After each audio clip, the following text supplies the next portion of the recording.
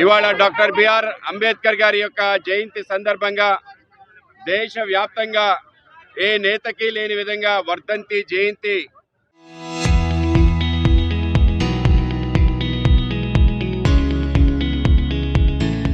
ప్రభుత్వ లాంఛనాలతో చేసే ఏకైక నాయకుడు ప్రపంచంలో ఎవరైనా ఉన్నారంటే ఆయన డాక్టర్ బిఆర్ అంబేద్కర్ గారు. ఆ విధంగా ప్రజలు నీరాజనాలు అందించడానికి, ఆయన్ని కొలవడానికి, ఆయన జోహార్లు అర్పించడానికి ప్రపంచంలో ఏ నేతకి దక్కని గౌరవం. ఆయన చనిపోయిన తర్వాత ఆయన యొక్క కుటుంబ సభ్యులు ఎవరు కూడా అధికారంలో లేరు. ఇప్పుడు కాదు, అప్పుడు కూడా లేరు. అయినా కూడా ప్రజల గుండెల్లో ఆయన గూడు కట్టుకొని ఒక దేవుడిలాగా అందరూ కొలిచే విధంగా ఉండడానికి కారణం ఆయన జీవించిన సమయంలో చేసిన ఘనకీర్తులు కారణం, ఇంకొకటి కాదని మనం తప్పనిసరిగా తెలుసుకోవాలి.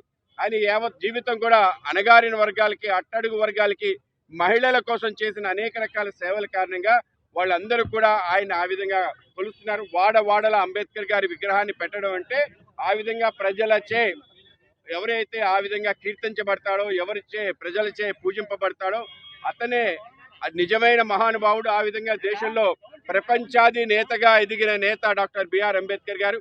అందుకే మన ప్రియతమ ప్రధాని నరేంద్ర మోడీ గారు ప్రధానమంత్రి అయిన తర్వాత తొలి శబ్దమే నేను రోజు ప్రధానమంత్రి అయ్యానంటే దానికి డాక్టర్ బిఆర్ అంబేద్కర్ గారు కారణమన్నారు. తర్వాత అంబేద్కర్ గారిని ఏ విధంగా ఆలోచన చేయాలి, ఏ విధంగా అనుసరించాలి, ఏదైతే ఏప్రిల్ 14వ తారీఖు ఉందో ఎక్కడ సెలవు పెట్టకుండా అందరూ కూడా వాళ్ళ కార్యాలయాల్లో అంబేద్కర్ గారి గురించి అధ్యయనం చేయాలన్నారు. అధ్యయనం చేయడానికి అవకాశం పెద్ద ఎత్తున ఇంటర్నేషనల్ అంబేద్కర్ సెంటర్ని ఏర్పాటు చేయడం జరిగింది జనపదలో.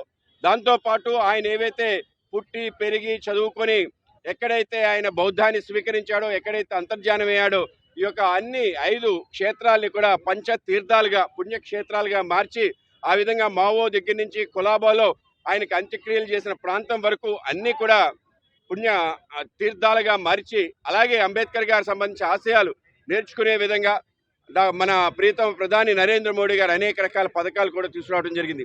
అణగారిన వర్గాల యొక్క ఉన్నతి కేవలం చదువు ద్వారానే అవుతుంది, అధ్యయనం ద్వారానే అవుతుంది, పోరాటం ద్వారానే అవుతుంది. కనుక ఆ విధంగా చెయ్యాలి అని చెప్పి ఆ రోజు అంబేద్కర్ గారు కోరుకున్నారు. నేటికి కూడా అది కూడా అవసరం. కనుక అందరూ కూడా బాగా పిల్లల్ని చదివించడం, మరింత ఉన్నత స్థానానికి వెళ్ళడానికి అవకాశం ఇవ్వటం, ఆయన ఏ విధంగా చదువుకున్నాడు, ఏ విధంగా పోరాటం చేశాడు, ఏ విధంగా సమీకరించాడు అనే ఈ యొక్క 3 విషయాలు కానీ ఈరోజు సమాజం తెలుసుకుంటే అన్ని రకాల సమస్యలకి పరిష్కారం దక్కుతుంది. కనుకనే ఏవైతే ఇవాళ ప్రపంచంలో ఉండే అన్ని సమస్యలకి డాక్టర్ బిఆర్ అంబేద్కర్ గారి ఆలోచన సరళే మార్గం అని చెప్పి భారతీయ జనతా పార్టీ త్రికరణ శుద్ధిగా భావిస్తుంది. ఆ విధంగా ఆయన ఆశయాలు ప్రజల్లో తీసుకెళ్లే విధంగా పెద్ద ఎత్తున మేము కృషి చేయడం జరుగుతుంది.